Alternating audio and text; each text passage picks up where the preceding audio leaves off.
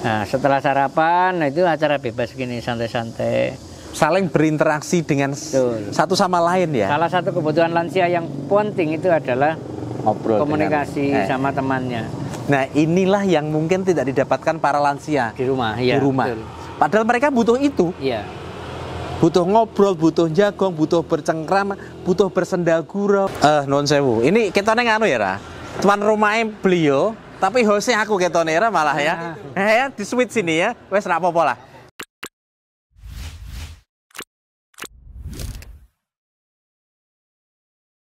Kita juga punya namanya Gria Yatim.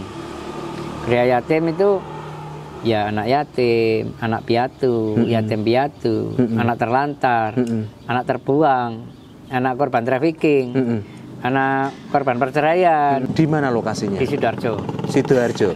Gria lansia di Malang. Gria Gria lansia di Malang. Ya, Gria Yatim di Sidoarjo. Putra putri, Gria Yatim putra, Gria Yatim putri. Kemudian ada Gria Balita itu yang untuk bayi-bayi. Gria Balita. Ya, kami juga punya Gria Samara di Sidoarjo itu, pusat konsultasi problem keluarga. Gria Samara untuk pusat konsultasi problem keluarga. Ya, gitu. Ada konselor-konselornya di sana? Ada. Jadi kita itu mencari orang-orang yang punya kapasitas di bidang konsultasi keluarga.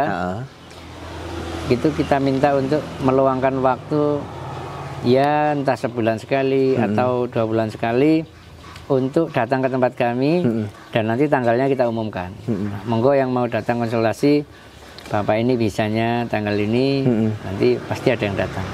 Karena ada yang datang, ya? Keluarga itu pilar utama sebuah negara atau sebuah apa namanya, ya kehidupan itu kalau keluarganya rusak, semua rusak. Betul. Makanya sepakat itu.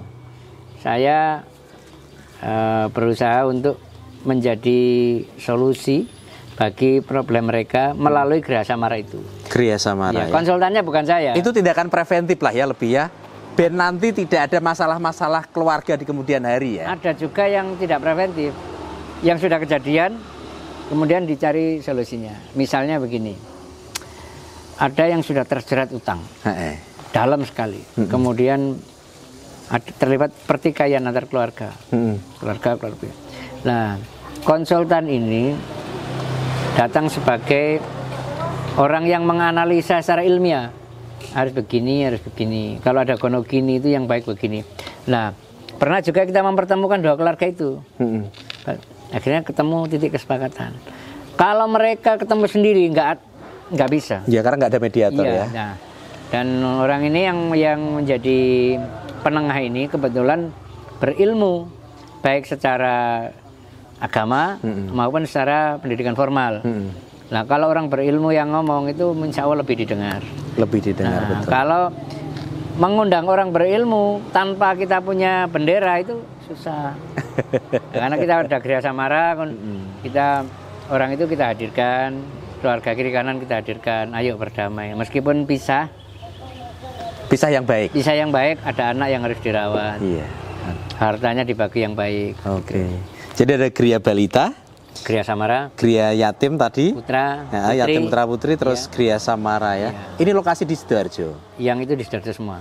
Terus aku pernah dengar dulu jangan pernah cerita sama saya yang ODGJ yang di Trenggalek itu. Nah, ada Gria ODGJ Lentera Jiwa Trenggalek. Lentera Jiwa Trenggalek. Sama ada rumah yatim di Lombok. Kita sudah eksis juga, ada 40-an anak di Lombok itu. Oh, wah.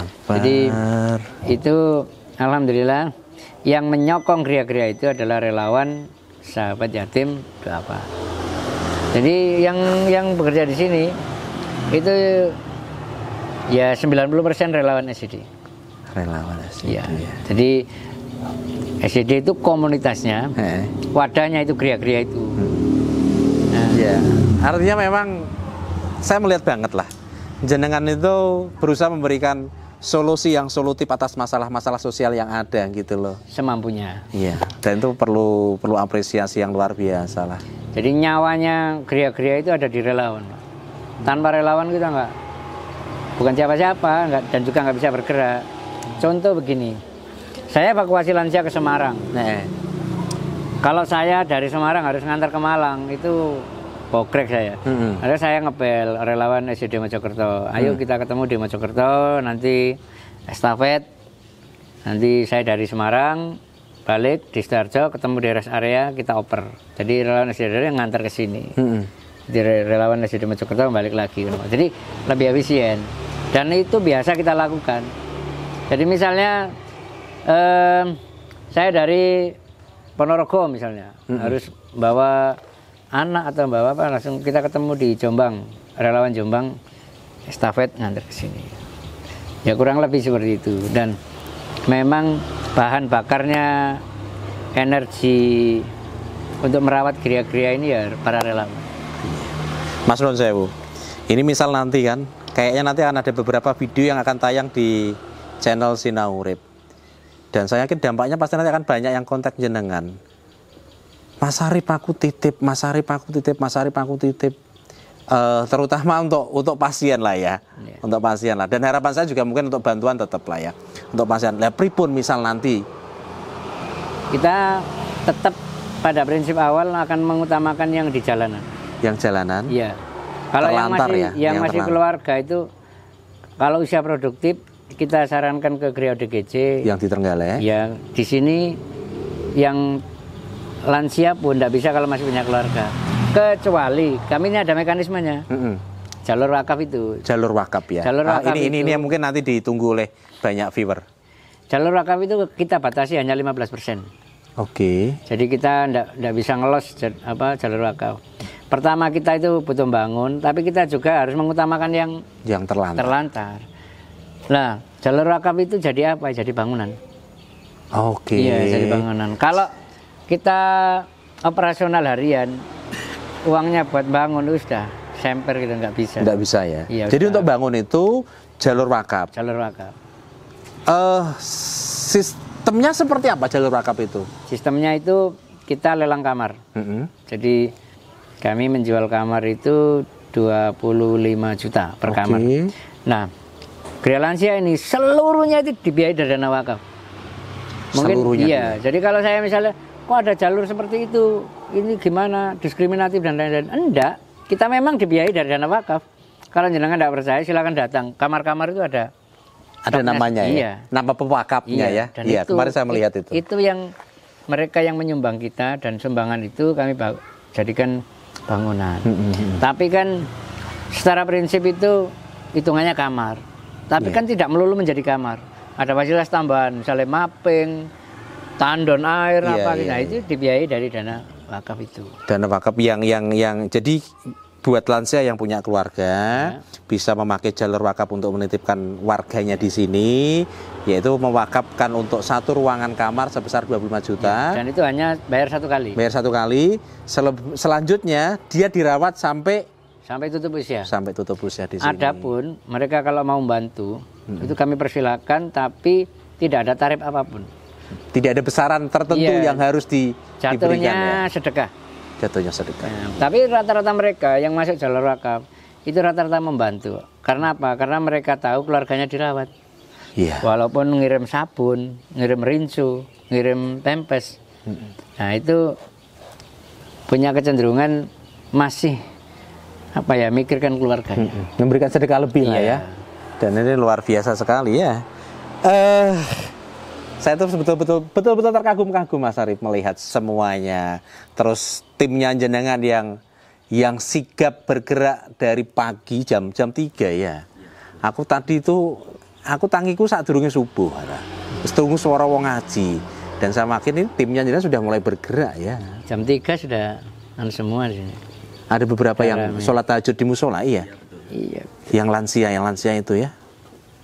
Nah ini ada jam 2 kadang sudah berangkat. Ini yang membuat kita ternyuh ya. Yaitu jalan pertobatan itu, alhamdulillah kita istilahnya gini lah. Kita itu menciptakan lingkungan yang memungkinkan mereka untuk mengisi hari tua dengan kegiatan full ibadah. Kegiatan mereka apa saja sih? Mulai dari subuh, sebelum subuh itu? Kalau ini kita ngomong yang mandiri.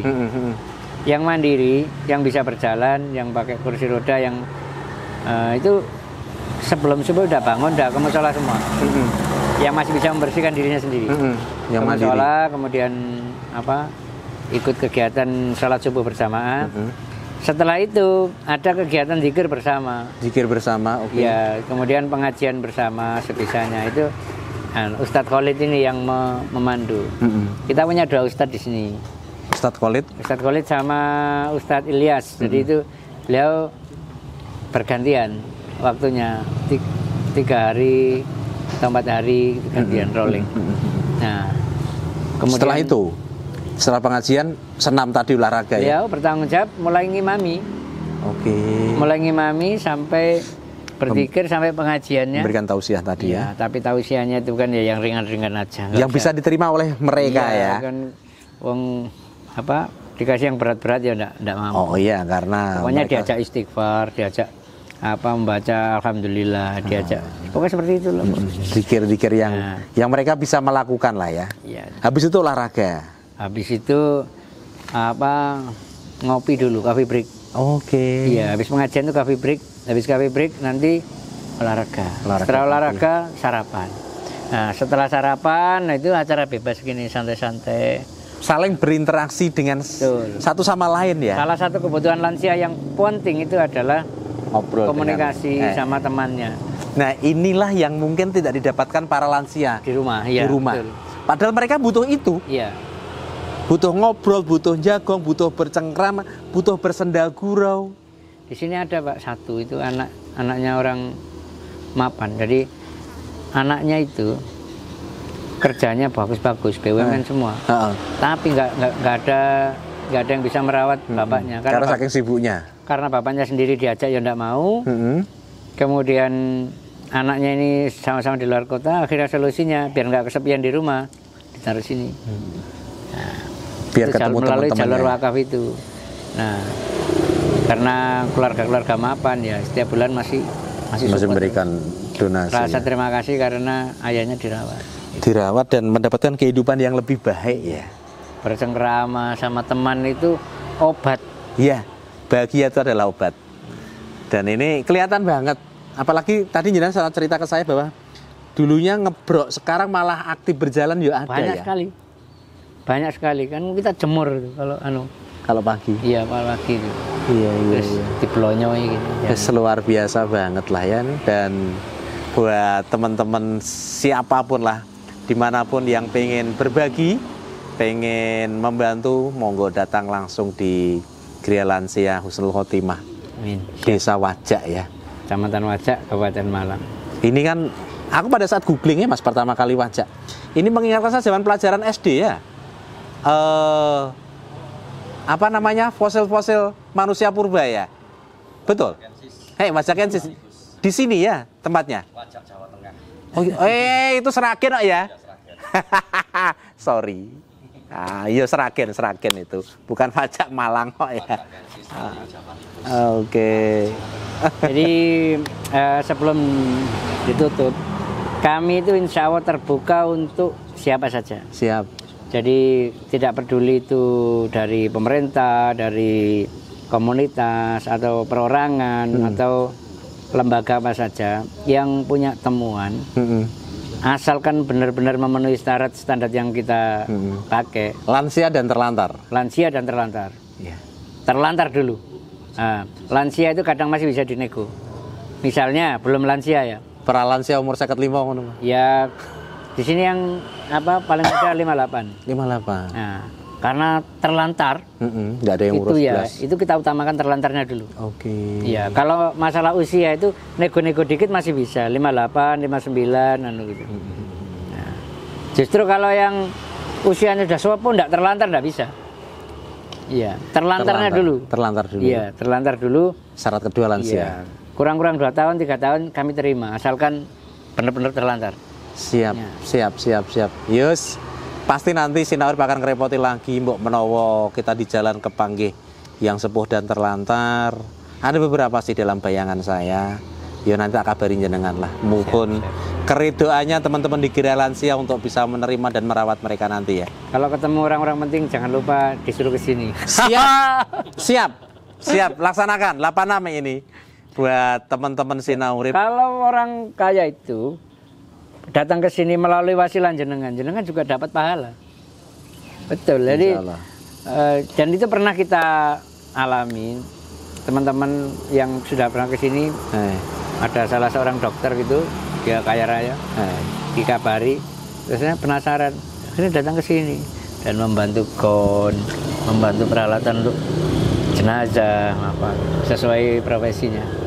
Itu datang sendiri. Kayaknya nanti nek ada video pendek profilnya Gira Lansia ya Mas, TikTok atau apa nanti Share.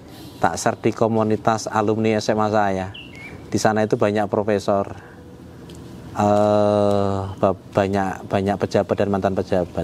Mudah-mudahan nanti bisa menggugah minimal penasaran mereka untuk ngeklik gitu. Ya, nanti kirim ke saya lah. Saya itu cita-cita yang belum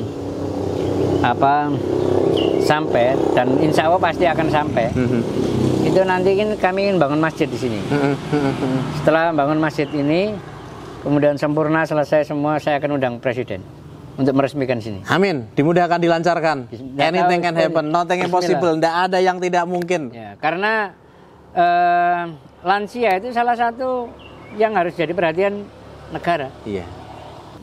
Siap. Kau jajal nggak nulah video pendek tadi tak share. Saya punya kenalan yang dulu pernah main ke tempat saya itu, sekarang dia komandan ya, Pangkalan Marinir Jayapura, Jenderal Bintang 2 berarti sekarang. Di sini tuh dan Lantamal. Iya itu Surabaya. Ya, yang istrinya sering ke sini. Jadi sama ibu-ibu Kowat namanya itu? Yang ibu-ibu Kowal. Biru-biru itu. Angkatan Laut Kowal.